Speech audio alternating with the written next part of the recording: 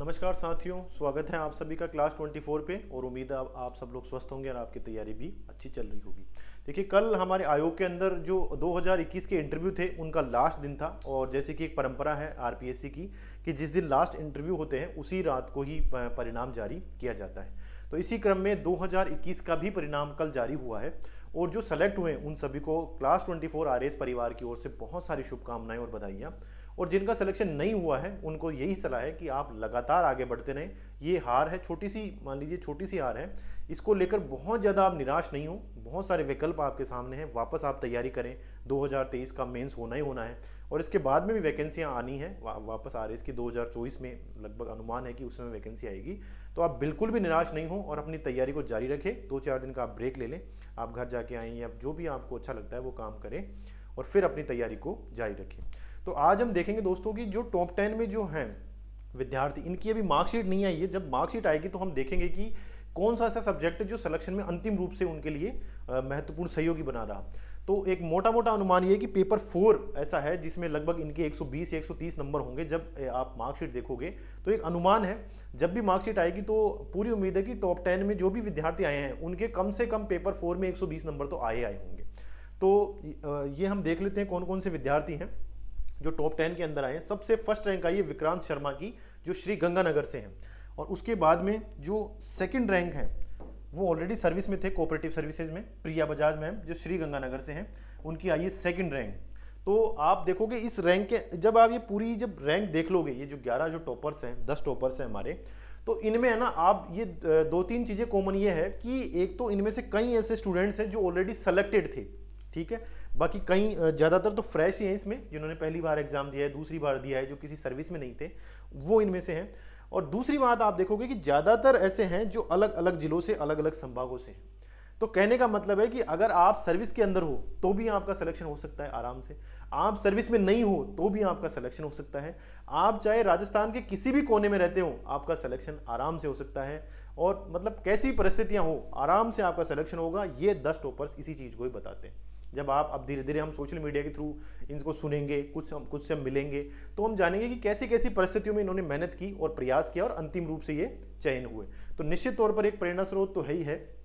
इसके बाद में देखते हैं किरण पाल जी जो हनुमानगढ़ से हैं, इनका सिलेक्शन हुआ है। फिर विश्वजीत सिंह जोधपुर से हैं, ये 4th रैंक है।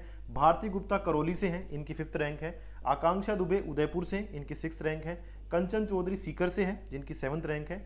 8th रैंक है शुभम शर्मा जो श्री गंगानगर से हैं।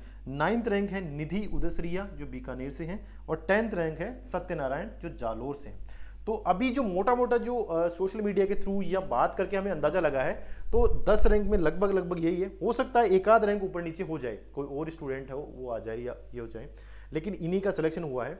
अब देखो, इनमें से कई स्टूडेंट ऐसे थे जो ऑलरेडी सर्विसेज में थे, आरएस की सर्विसेज में थे, कई स्टेट में थे, कई अलाइड में थे, जिनका प्रॉपर एसडीएम के रूप में इनका चयन हुआ है। और कुछ ऐसे थे जिनका कभी सिलेक्शन हुआ ही नहीं था या जो तैयारी कर रहे थे, पहले फेल भी हो चुके थे। तो इसीलिए मैं कह रहा हूं कि जो कैंडिडेट इस बार फेल हुए हैं वो वापस से तैयारी करें, मजबूती के साथ तैयारी करें, उनका भी सिलेक्शन होता है। और दूसरा, आप चाहे किसी भी जिले में रहो, देखिए जालोर में, बीकानेर में, श्री गंगानगर में, जोधपुर में, करौली, उदयपुर, हर जगह से, लगभग हर संभाग से सिलेक्शन हुए हैं। इसलिए जरूरी नहीं है कि आप है ना जो बड़े शहर में जाओ, वहां रूम लेके रहो और वहीं पे तैयारी करो तभी आपका सिलेक्शन होगा। ऐसा बिल्कुल भी नहीं होता है। आप जहां हैं आप अपनी अच्छी तैयारी करें, कंटिन्यूटी रखें और अच्छे रिसोर्स को पढ़ें और अच्छे लोगों के साथ लगातार मिलते जुलते रहें, तो आपका सिलेक्शन निश्चित तौर पे होता है। तो इन जब 10 टॉपर्स को हम सुनेंगे, अब इनकी इंटरव्यूज आएंगे, तो आपको फिर से बात पता चलेगी कि परिस्थितियां चाहे कितनी मुश्किल हो, अगर हम मजबूती के साथ डटे रहते हैं, अनुशासित रहते हैं, तो हमारा सिलेक्शन अंतिम रूप से जरूर होता है।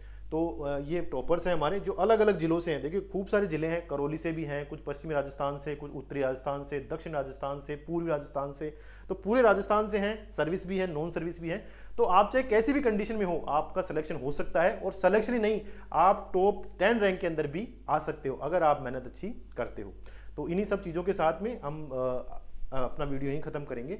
लेकिन जैसे इनके मार्क्स आएंगे ना, वो भी हम डिस्कस करेंगे कि कौन कौन से ऐसे सब्जेक्ट्स हैं जो हमारे अंतिम रूप से चयन के अंदर हमारी वो महत्वपूर्ण भूमिका निभाते हैं। और मैं एक बात आपको अभी बता दूं, देखिए इनकी मार्कशीट नहीं आई है, पर आप इनके हिंदी के मार्क्स जब देखोगे पेपर 4 के, तो लगभग लगभग 120 प्लस इनके मार्क्स होंगे। आप एक कॉमन चीज़ तो अभी से ही देख लेना कि जब ये 10 विद्यार्थियों की हम मार्कशीट्स देखेंगे ना, तो इनके हिंदी इंग्लिश में 120 प्लस मार्क्स जरूर होंगे।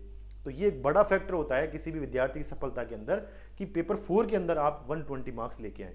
तो जो इस बार तैयारी कर रहे हैं मेंस की, वो इस चीज़ को ध्यान रखें, और जो नेक्स्ट 2024 के लिए तैयारी करेंगे वो भी इस चीज़ को ध्यान रखें कि पेपर 4 कितना बड़ा योगदान हमारे लिए प्ले करता है। बाकी तो इनकी मार्कशीट आएगी तभी हमें पता चलेगा कि वास्तविकता क्या है। उम्मीद है आपके लिए यूजफुल रहा होगा, और थैंक यू वेरी मच।